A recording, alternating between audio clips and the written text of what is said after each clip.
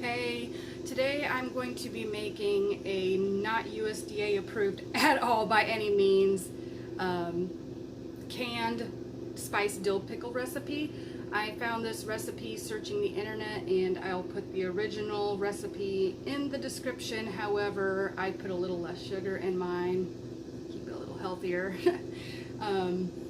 Right now I have 5 cucumber plants growing out there, slicers and pickling kind. Like, I don't know, I had like 4 different packages of cucumbers, so I just planted them all. I only think that the Japanese ones didn't come up this year. That's fine. But anyway, I have bounty. So I'm going to give away some of these pickling cucumbers that I think are slightly too big to be pickling with, and some of my slicers that I'm not going to use up right away, because why would I just throw them out when somebody else, I could be helping feed somebody else.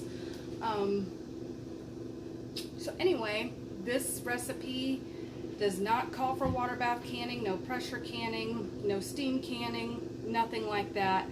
I am boiling brine on the stove, pouring it in my jars, filling it up all the way, turning them upside down, letting them cool off that way, and I have perfect seals every time.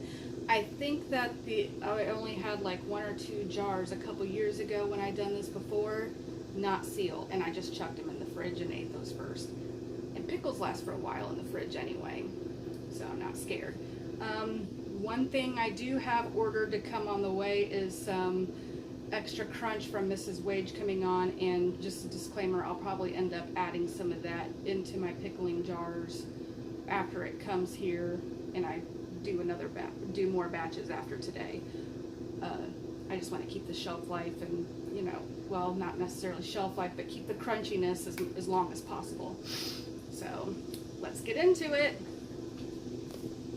So I have this lovely mess of pickling cucumbers. Some of them on the verge are being too big, but I think they'll be fine. Like I said, I picked out the bigger ones and I'm giving those out. I have Rural King pickling spice, which I picked up for like $3 at Rural King, not including my discount. I like to use pink Himalayan salt. I use it for everything, cooking, canning, all the above, because it does not have iodine in it. You can use it for canning, and it's got a lot of minerals in it, like 85 I think they said. So any way to add some nutrition to my food, I'm down. I've got some dried dill that I hung here in my kitchen from my garden, and I also harvested dill seeds from my plants that I will be using in the recipe. I also need some white vinegar and water, and that's all it calls for. And sugar. I did forget to say sugar. So I have a tablespoon measuring spoon. I have this 2-cup Pyrex measuring cup, and I'm just going to get started. So the recipe, I'm going to make a double batch of brine. That way I don't have to make it again later. I can just put it in the fridge and keep it there till I'm ready to can next, and I can just heat it back up on the stove and go from there. So I am making double batch today. So I'm going to need 6 cups of water. So this is my 3rd one I'm putting in. I just paused it. I didn't feel like you needed to watch me do all of them, dump them all in there. Then we're going to need equal amounts of vinegar. So I'm going to do 6 cups of vinegar too.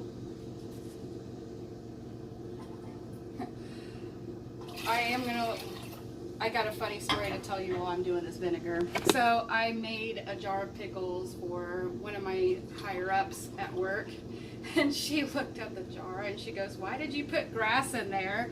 I said, "That's dill, that's dill weed." I thought that was the funniest thing, so it was pick on her day for sure. I need 1 more of this. 4 tablespoons of sugar.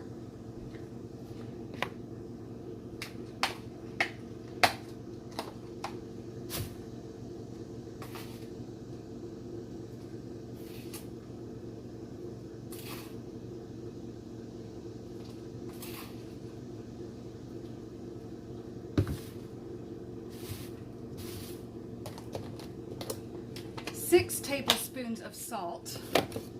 Looks like like I need to buy more salt soon.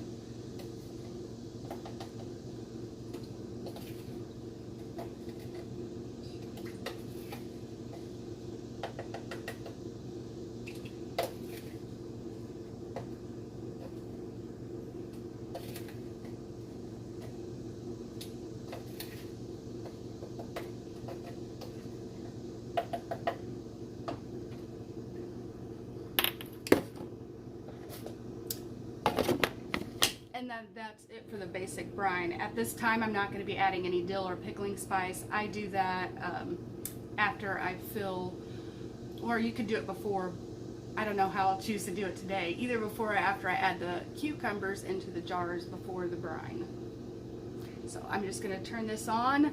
I'm going to cover it so it doesn't evaporate too much, and I'm just going to let it boil while I chop out my cucumber.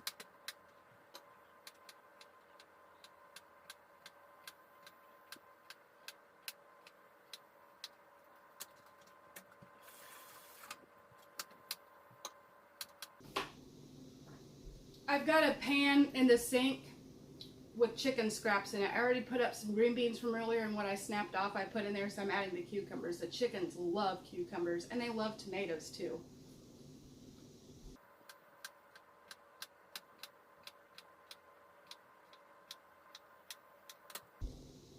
All right, see you when I'm all sliced up and the brine's ready. Okay, so for this next part, I'm going to get my spices out, my pickling spice, my dill seed, and my dill weed, which my dill weed's right here. I'm aiming for a ½ tablespoon of the seed and the pickling spice in each jar. My ½ tablespoon measuring cup is in the dishwasher, so I'm just going to eyeball this. The cool thing about pickling spice is that it also has some bay leaves in it, and bay leaves have tannins in them, which is going to help keep your pickles crispier. So that's a plus. You can always add more or less pickling spice if you like. This is my first time ever using pickling spice. Well, not today, but this year. I don't even believe I've ever tasted it. I mean, I could have and just not known it, but I like it. I was looking at the list of ingredients in them because it has like cinnamon and stuff, and thought, man, I don't know if I'm going to like it or not, but I'll try it. Well, I like it, so that's good.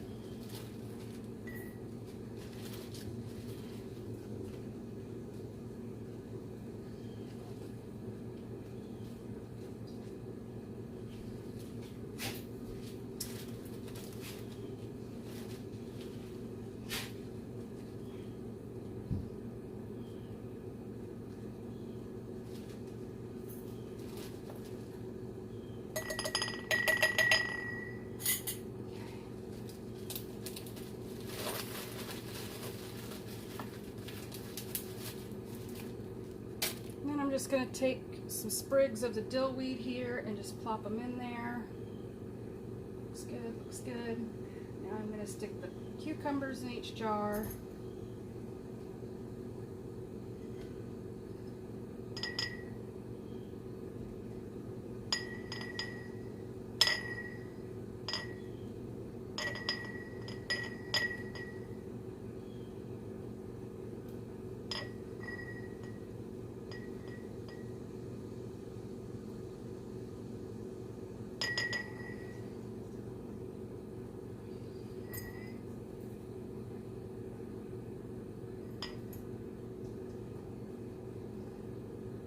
May need to get another pint or two out, we'll see. It's also another reason why I like to make extra brine is so if I do have more than I'm anticipating, it ain't no thing just to get some extra jars out. I don't have to make another whole batch of brine. And I don't really worry too much about headspace when it comes to this method. Just fill her up.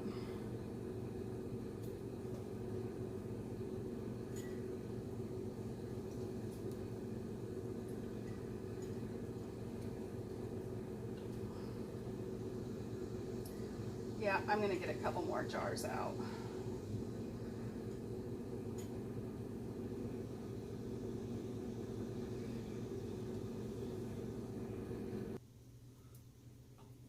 So it's very important to note that my brine is at a rolling boil. I just shut it off, and now I'm going to kind of rearrange this countertop a little bit so I can ladle in the brine easier. So I'm going to ladle in the brine into all these jars.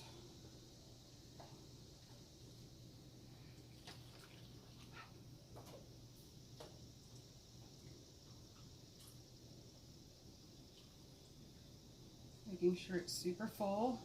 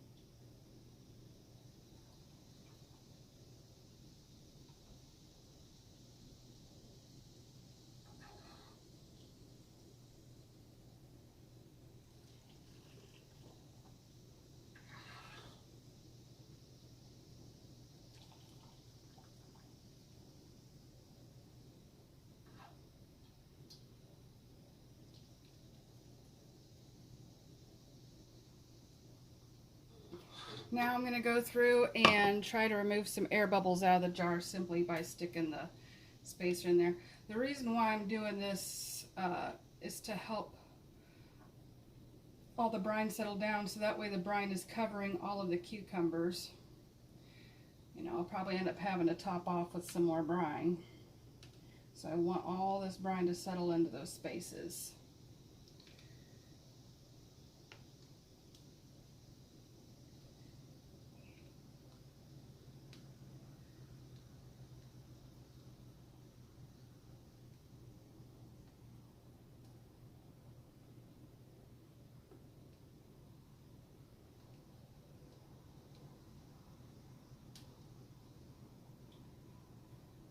Cucumber came out.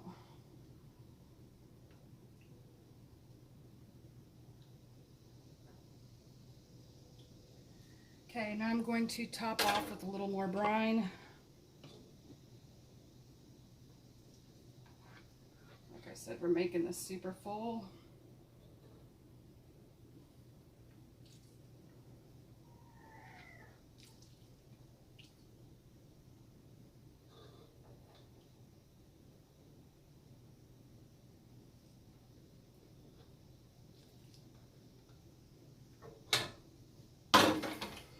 And I'm going to wipe with some white vinegar that is in this horseradish jar and a cut up old t-shirt I like to use for rags because I like to dust with them, clean my plants because they don't leave lint.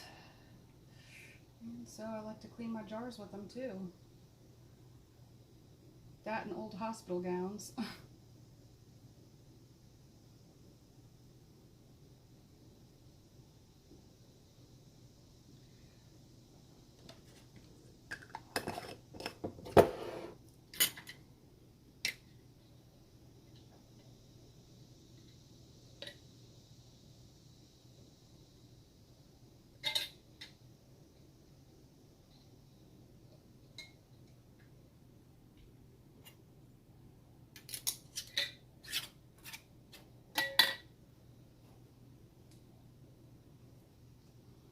Upside down they go.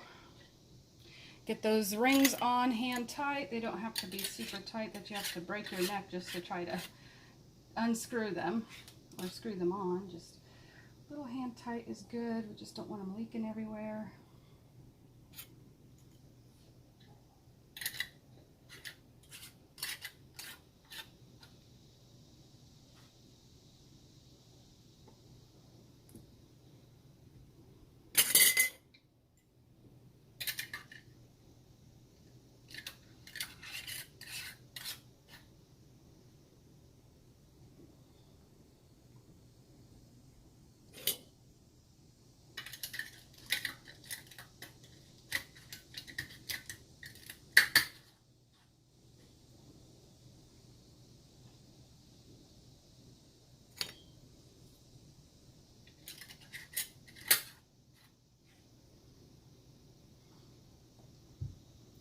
All right, now I've heard some folks say you got to let them sit there for 24 hours, blah, blah, blah, blah, blah. I have found that once they cool down enough to the touch and I flip them over, they're sealed.